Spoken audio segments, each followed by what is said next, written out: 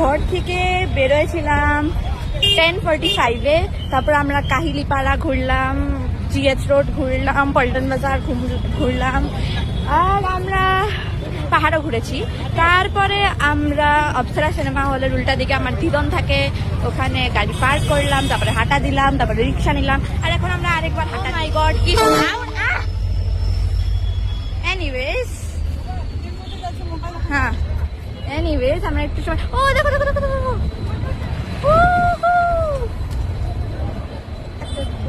Show already শুরু হয়ে গেছে, কিন্তু জামে থাকার জন্য আপনারা বুঝতেই পারছেন এখন গুয়াহাটির হালত কিরকম। আমাদের মতনই অনেক মানুষ হাঁটা দিয়েছে।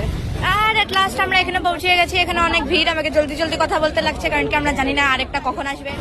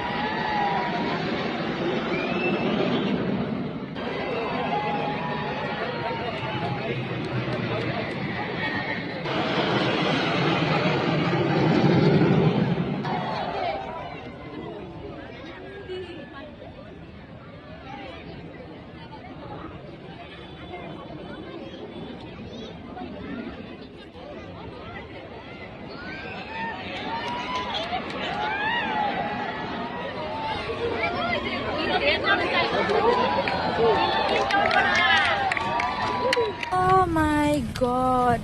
আমি অটো থেকে নেমে নেই।